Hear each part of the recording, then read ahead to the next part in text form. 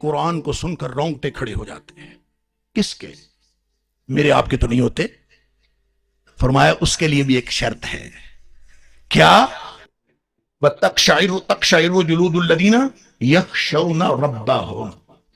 جن کے دلوں میں اللہ کا خوف ہوتا ہے ان کے رونگٹے کھڑے ہوتے ہیں. سب کے نہیں ہوتے.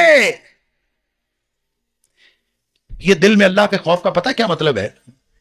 دیکھو کوئی فکرہ ہوتا ہے نا، کوئی کلام ہوتا ہے، صاحب کلام کا جتنا روب ہو اس کی تاثیر اسی وجہ سے ہوتی، اتنی زیادہ اس کی تاثیر ہوتی.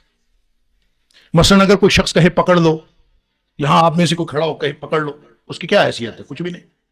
اگر یہی بات میں کہوں پکڑ لو، کچھ بھی نہیں. اگر یہی بات علاقے کا تھانے دار کہے پکڑ لو، فرق ہے نا. فکرہ وہی ہے، لیکن تھانے دار کہے گا تو پھر اس کی حیثیت اور ہے.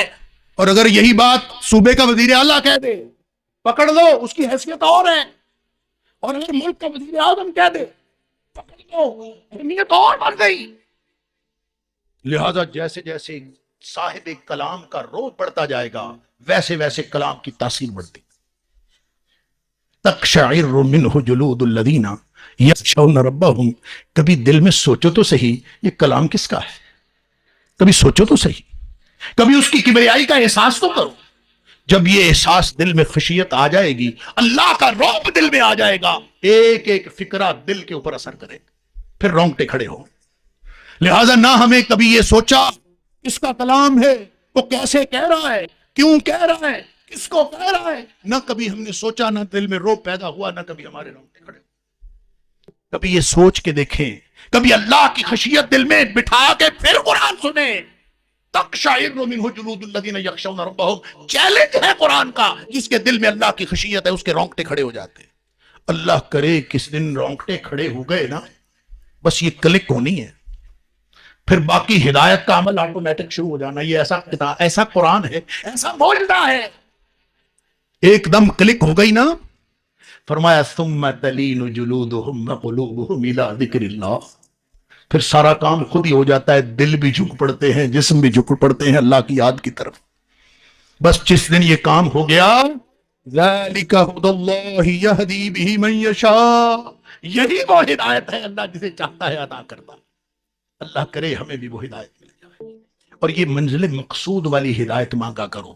جب ہم کہتے ہیں نا اہدنا الصراط المستقیم، اس یہ ترجمہ نہ کیا کرو ذہن میں کہ اللہ ہمیں سیدھا رستہ دکھایا تو اس نے ہوا ہے. اللہ ہمیں سیدھے رستے پر چلا، اللہ ہمیں سیدھے رستے پر لے جا، اللہ ہمیں سیدھے رستے پر چلاتے ہوئے منزل مقصود پر پہنچا دے. یہ ترجمہ ذہن میں رکھا کرو. اور پھر یہ قرآن کیسے پہنچاتا ہے؟ قرآن منزل مقصود پہ پہنچاتا ہے. ماننے والوں کو بھی.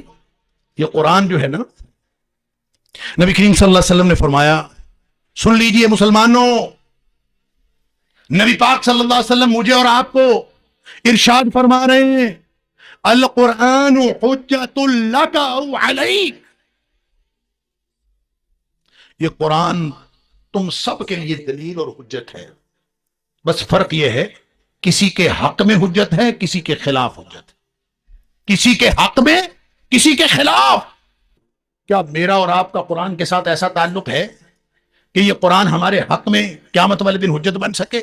اگر یہ حق میں حجت نہیں ہے تو اس نے خلاف حجت بننا ہے.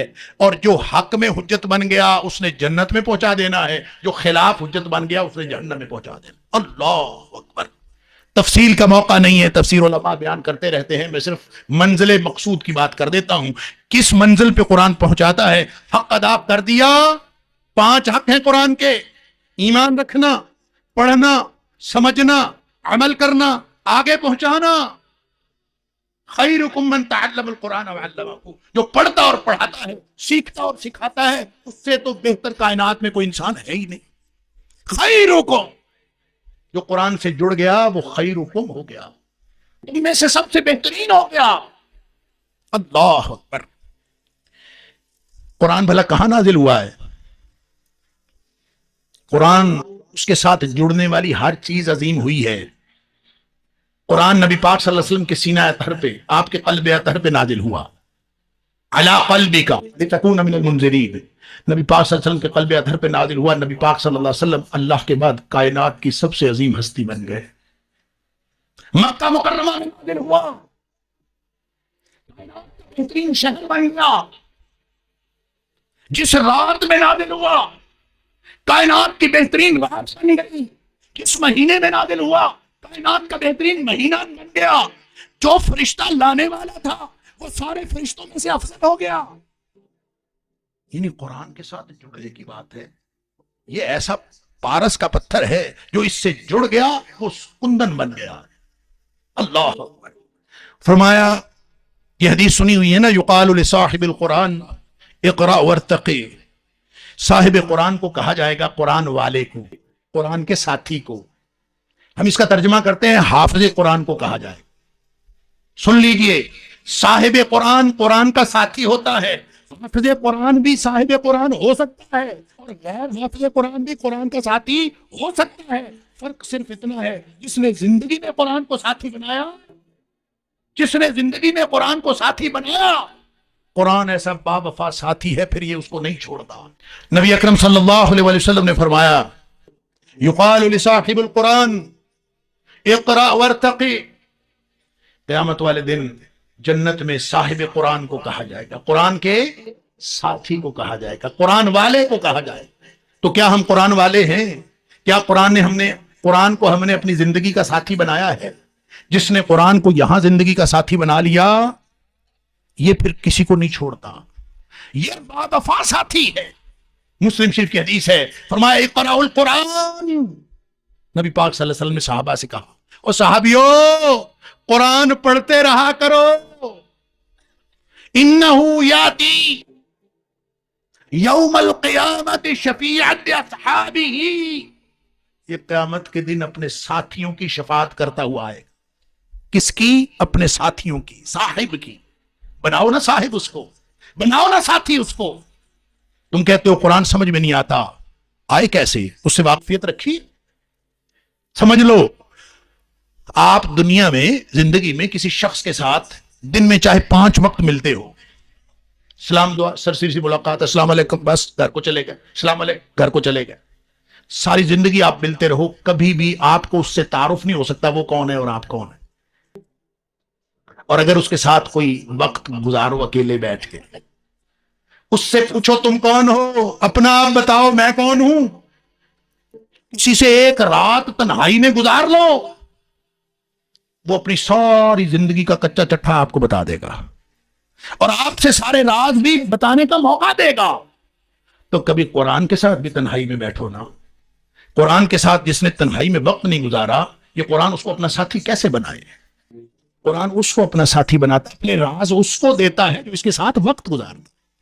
پہلے تنہائی میں وقت گزارے، یا یوں سمجھ لیجئے کہ ساری زندگی ایک آدمی سمندر کی تہہ پہ تیرتا رہے، سمندر کی سطح پہ تیرتا رہے، وہ کبھی ہیرے جواہرات کو پہنچ سکتا ہے؟ وہ ہیرے جواہرات ملتے ہیں اس میں غوطہ لگانے سے۔ قرآن کے سطحی طور پر آپ اوپر پھرتے رہیں، آپ ہیرے جواہرات تک نہیں پہنچ سکتے۔ ساتھی بنائے قرآن کو۔ فرمایا یقال لصاحب القرآن اقرأ وارتقی، صاحب قرآن کو کہا جائے گا پڑھتا جا اور چڑھتا جا، اور ساتھ فرمایا ٹھہر جا، آہستہ آہستہ پڑھنا، ورتل کما کنت ترتل فی الدنیا، اسی طرح ٹھہر ٹھہر کے پڑھنا جس طرح تو دنیا میں ٹھہر ٹھہر کے پڑھتا تھا۔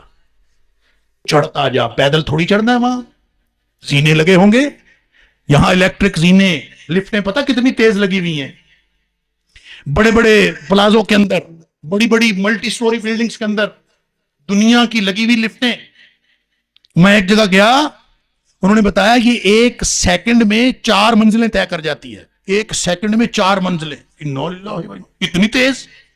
اور وہ 44ویں منزل میں ہم نے جانا تھا، اور یوں اس نے دبایا اور یوں ہم باہر نکلے تو سارا شہر نیچے آیا پڑا ہے، ہم حیران ہو گئے۔ یہ تو دنیا کے زینے ہیں، جنت کے زینوں کی تیزی کا عالم کیا ہوگا؟ وہاں جب ٹھہر ٹھہر کے قرآن پڑھتا جائے گا اور وہ زینے جا رہے ہوں گے، ایک لمحے میں کتنا وہ اس کے کتنے درجے اوپر جا رہا ہوگا۔ نبی کریم صلی اللہ علیہ وسلم نے فرمایا جنت میں 1 درجے کا فرق پڑ گیا نا، 1 درجے کا، تو نچلے درجے والے اپنے سے اوپر والے درجے کو یوں دیکھیں گے جیسے ہم سورج چاند ستاروں کو دیکھتے ہیں۔ 1 درجے کا فرق پڑ گیا۔ تو جب قرآن پڑھنے والا ٹھہر ٹھہر کے، مٹک مٹک کے، سمجھ سمجھ کے، لہک لہک کے قرآن پڑھ رہا ہوگا، اور زینے، جنت کے زینے کتنے تیزی سے چڑھ رہے ہوں گے تو اس کا مقام کتنا بلند ہوگا. اللہ اکبر. حق دینے والے کو کہاں مقام ملا؟ اللہ اکبر. غالباً جنت الفردوس ہی ہوگا، اس لیے کہ نبی کریم صلی اللہ علیہ وسلم نے فرمایا جنت الفردوس سے اونچی کوئی جنت نہیں، اس سے اوپر بس اللہ کا عرش ہے، ساری نہریں بھی اسی سے نکلتی ہیں، لہذا اللہ سے جب مانگنی ہو تو جنت الفردوس مانگا. اللہ. دوسری طرف بخاری اور مسلم کی لمبی حدیث ہے، میں صرف مختصر کر کے آخری ٹکڑا عرض کر دیتا ہوں. نبی پاک صلی اللہ علیہ وسلم فرماتے ہیں کہ جب جنت جہنم کا یہ ماحول یہ بتاتا ہے حدیث کا کہ جنت جہنم کا فیصلہ ہو چکا ہوگا. نبی پاک صلی اللہ علیہ وسلم فرماتے ہیں میری بہت ساری امت جہنم میں جل رہی ہوگی، میں اللہ کے سامنے سجدے میں گر جاؤں گا، جب تک اللہ چاہے گا میں اللہ کی کبریائی بیان کروں گا، تحمید و تقدیس کروں گا. جب اللہ چاہے گا مجھے اللہ فرمائے گا کہ اے محمد صلی اللہ علیہ وسلم اپنا سر اٹھاؤ، مانگو کیا مانگتے ہو، میں عرض کروں گا اللہ کے رسول صلی اللہ علیہ وسلم میری امت جہنم میں جل رہی ہے، ان کو نکال کے جنت میں ڈال دے. نبی پاک صلی اللہ علیہ وسلم فرماتے ہیں مجھے اللہ ایک نشانی مقرر کر دے گا، جا اس نشانی کے جتنے لوگ ہیں ان کو جہنم سے نکالو، جنت میں ڈال دو. میں ڈال دوں گا، ابھی بھی میری بہت ساری امت جہنم میں رہ جائے گی، پھر سجدے میں گروں گا، پھر جب تک اللہ چاہے گا میں اسی طرح سے اللہ کی حمد و ثنا بیان کرتا رہوں گا. پھر اللہ فرمائے گا سر اٹھاؤ، مانگو کیا مانگتے ہو. میں پھر عرض کروں گا اللہ کے رسول صلی اللہ علیہ وسلم جہنم سے میری امت کو نکال کر جنت میں ڈال دے. اللہ تعالیٰ کم تر نشانی بیان کر دیں گے، میرٹ لو ہو جائے گا، جا اس نشانی کے بھی جتنے لوگ ہیں نکال کے جنت میں ڈال. فرمایا میں ان نشانی کے لوگوں کو بھی جنت میں ڈال دوں گا، میری امت ابھی بھی بہت ساری جہنم میں رہ جائے. تیسری دفعہ پھر میں سفارش کروں گا، تیسری دفعہ پھر مجھے اذن ہوگا اللہ کی طرف سے، اور اللہ تعالیٰ میرے لیے اتنی چھوٹی نشانی بیان کر دیں گے، مقرر کر دیں گے کہ مجھے لگے گا کہ اب تو میں ساری امت کو نکال لوں گا. لیکن فرمایا کہ جب میں اس نشانی کے لوگوں کو بھی نکال لوں گا تو میری امت ابھی بھی جہنم میں رہ جائے گی. اللہ. 3 دفعہ نبی کریم صلی اللہ علیہ وسلم کی شفاعت کے بعد بھی فرمایا یہ بھلا کون رہیں گے؟ فرمایا ما باقیہ، کوئی نہیں بچے گا الا من قد حبسہ القرآن. اب وہ بچیں گے جن کو قرآن روک لے گا کہ یہ میرے مجرم ہیں. اے حبیب صلی اللہ علیہ وسلم آپ کی شفاعت بھی ان کو فائدہ نہیں دے سکتی. اور جس کو قرآن نے روک لیا فرمایا ای وجب علیہ خلود، اس پر جہنم کی ہمیشگی واجب ہوگی، وہ ہمیشہ جہنم میں رہے گا جس کو قرآن نے روک لیا. لہذا منزل مقصود پر، یہ منزل پر پہنچانے والی کتاب ہے.